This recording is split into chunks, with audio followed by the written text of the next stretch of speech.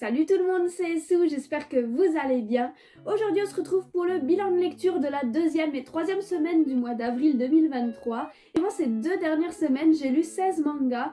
Alors désolé, il n'y a pas eu de vidéo la semaine dernière parce que j'étais malade. D'ailleurs je sais pas si ça va s'entendre, mais je parle encore un petit peu du nez. Je suis pas totalement guérie, mais suffisamment pour pouvoir reprendre les vidéos. Je voulais d'ailleurs en plus tourner la vidéo Mangatech de l'année. Mais j'attends d'être totalement guérie pour la filmer, donc je suis un petit peu triste parce que j'adore filmer cette vidéo chaque année. Donc voilà, on attend un petit peu, ça arrivera très bientôt, je suis en fin de maladie.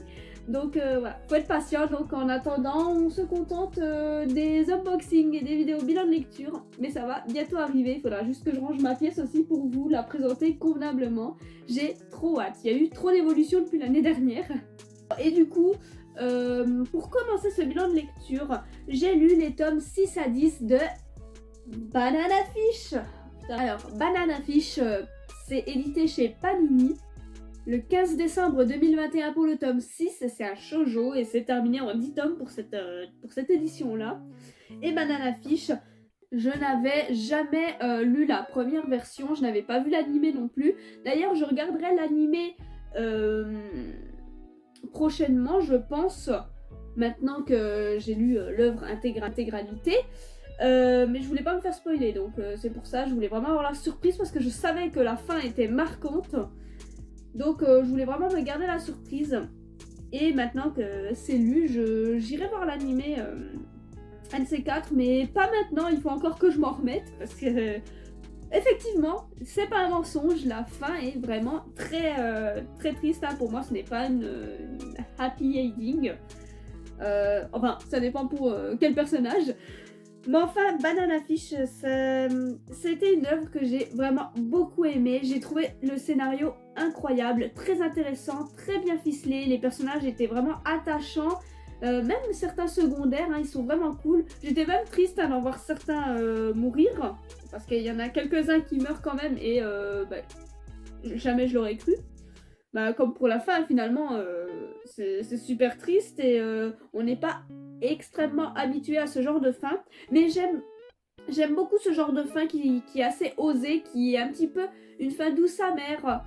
Ça se finit assez bien pour certains personnages, mais pas pour tous. Et on ressent vraiment ce manque de justice pour ceux qui ont souffert, quoi. J'ai juste eu un petit peu de mal à me remettre dans le tome 6. Je trouvais que c'était un petit peu plus mou. Après, c'est peut-être parce que j'avais lu les tomes 1 à 5 bien plus tôt et que là, j'ai repris vraiment plusieurs temps après, donc j'étais peut-être un petit peu perdue aussi. Mais je trouvais que le tome 6 était un petit peu mou par rapport aux autres tomes, mais après, la cadence remonte directement et on enchaîne l'histoire de manière incroyable. Il y a de l'action, il y a... la relation entre les personnages est incroyable. Il y a de la tension, il y a des révélations, du suspense. On est vraiment toujours à l'affût et j'ai beaucoup aimé cette œuvre-là. Ça m'a vraiment pris aux tripes et vraiment la fin fera partie d'une des fins qui m'aura beaucoup marqué dans mes lectures de manga en général.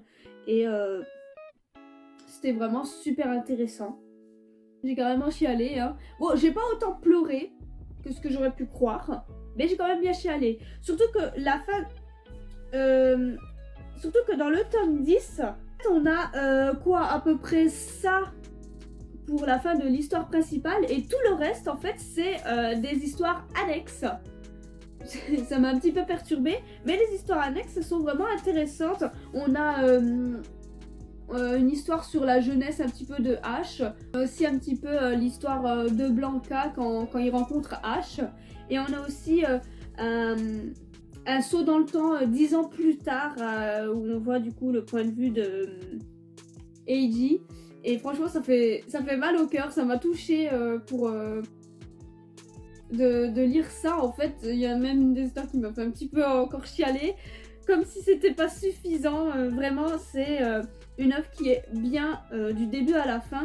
C'est très dur à lire, hein. Il y a beaucoup de violence et vraiment les personnages ne sont pas épargné, donc si vous êtes sensible, je vous le déconseille quand même parce qu'il y a quand même des passages qui sont très durs à lire. Sinon au niveau des dessins, c'est un style particulier mais j'aime bien personnellement.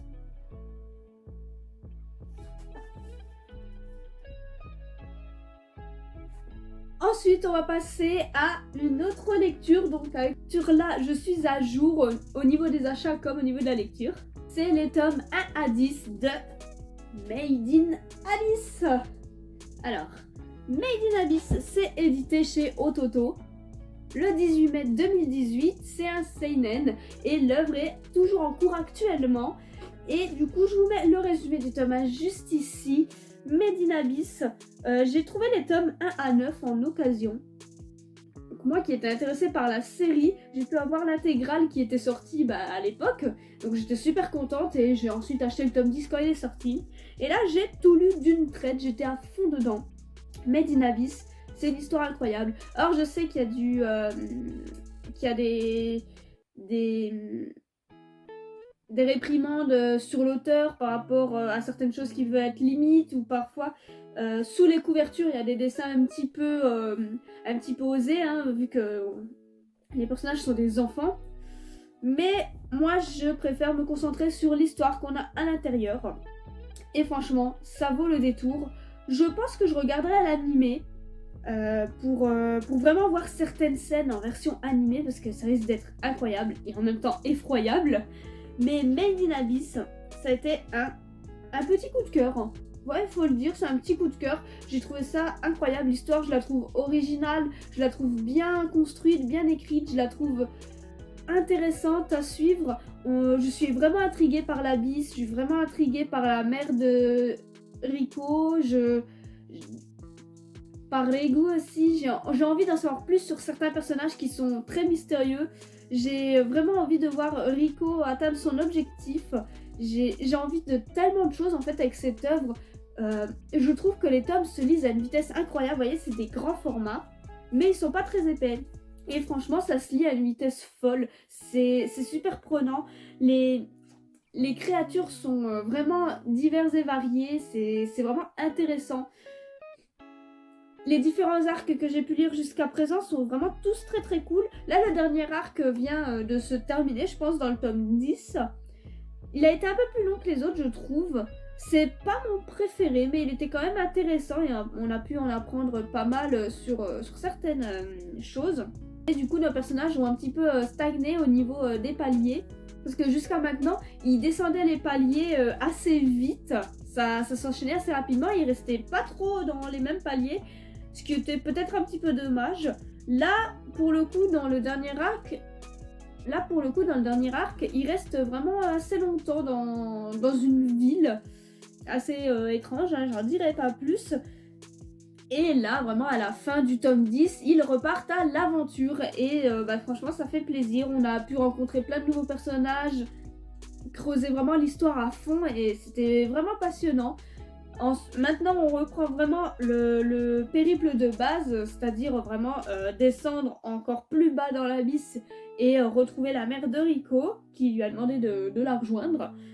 Donc j'ai hâte de continuer de suivre leur aventure, voir s'ils vont s'en sortir, s'ils vont survivre, rencontrer les nouvelles créatures et les nouveaux mystères de l'abysse, parce que vraiment on n'est pas au bout de nos peines, je pense.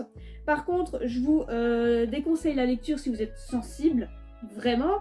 Parce que voilà, même si ça a l'air tout mignon comme ça, parce que c'est des enfants, c'est loin d'être mignon. Je pense que voilà, Made in Abyss c'est assez connu, donc vous avez dû en entendre parler, mais il y a beaucoup de scènes assez hard, assez violentes, assez dégoûtantes aussi.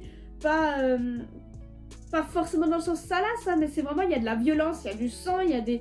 Enfin, c'est hyper violent, il y a même des personnages auxquels on pourrait s'attacher et qui meurent. Enfin, c'est incroyable. En fait, quand on regarde les dessins et quand on lit le manga, on s'attend pas forcément à ce que ça termine comme ça.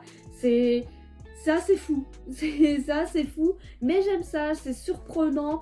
Et franchement c'est top. L'histoire elle est vraiment trop cool. Les personnages ils sont géniaux. Et j'ai vraiment hâte de lire la suite.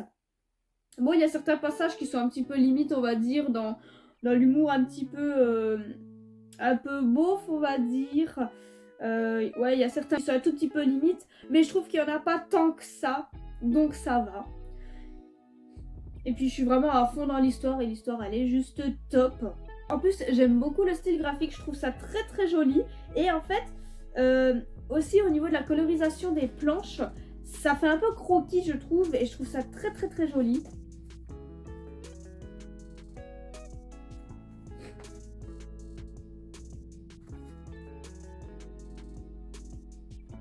Et du coup avant de passer à la dernière œuvre, je vais juste vous montrer les covers quand même de Made in Abyss qui sont très très très jolis. On commence avec le tome 1.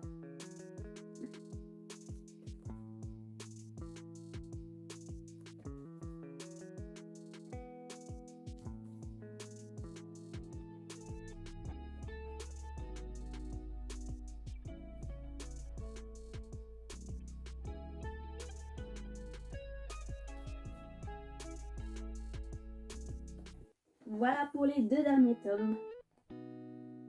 En tout cas, je suis super contente parce que dans la dernière Neon Box que j'avais pris, j'avais eu en figurine Nanashi. Et maintenant que j'ai lu l'œuvre, je suis trop contente d'avoir cette figurine parce que déjà le personnage est trop mignon, hein, visuellement parlant. Mais j'aime beaucoup ce personnage, donc je suis très contente de l'avoir dans la collection. Et du coup, pour la dernière œuvre, on va parler du tome 5 de Snow White and Alice. Alors, c'est édité chez Pika le 8 décembre 2021 pour le tome 5. C'est un shoujo et l'œuvre est terminée en 10 tomes, donc j'en suis à la moitié. J'avais pris énormément de retard au départ quand c'est sorti, j'étais à jour, mais voilà, j'ai loupé les tomes à leur sortie. Ensuite, c'était plus en librairie et du coup, je suis en retard maintenant. Mais c'est pas grave, hein, on va rattraper doucement mais sûrement. Alors, j'aime toujours beaucoup cette œuvre, hein, de toute façon, quand ça mêle vraiment les personnages de contes. Moi j'adore ça en général, je trouve ça toujours très original, je trouve que ça sort toujours beaucoup du lot et en même temps c'est toujours très étrange, mais c'est ce que j'aime finalement. Une histoire en plus qui est assez originale et qui est vraiment intéressante. Dans ce tome 5, on continue d'avancer dans le scénario, hein, petit à petit, la relation entre les personnages évolue, on sait une chose sur certains personnages, sur les relations et autres. Par contre, c'est typiquement le genre d'œuvre qui, je pense, qu'il faut lire, je pense, d'une traite en fait. Parce que là, voilà, j'ai lu le tome 5 et j'ai eu un petit peu de mal à rentrer dedans. Parce que j'avais un petit peu oublié ce qui s'était passé avant. Et comme c'est assez spécial, vaut mieux enchaîner les tomes directement, pas faire comme moi. Bien heureusement, je suis assez vite re-rentrée dedans, hein. J'ai pas trop de mauvaise mémoire, donc une fois que j'ai lu quelques pages, ça m'est revenu. Mais sinon, n'hésitez pas à chaque fois à relire les quelques pages des tomes précédents pour vous remettre dans le bain ou lire juste le résumé derrière. Mais voilà, j'ai pas énormément de choses à dire parce que voilà, c'est sur le tome 5, il y a juste un petit peu d'évolution. Alice a toujours les souvenirs un petit peu flous. Ça s'est un petit peu amélioré, mais c'est toujours assez flou. Donc voilà, on voit comment ça évolue petit à petit et on verra qui du roi rouge ou de Alice va devenir le prochain roi.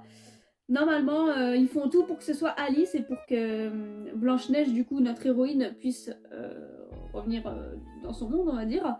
Donc, on verra. On verra quand se démêle tout ça, mais c'est vraiment très sympa. J'aime beaucoup les personnages.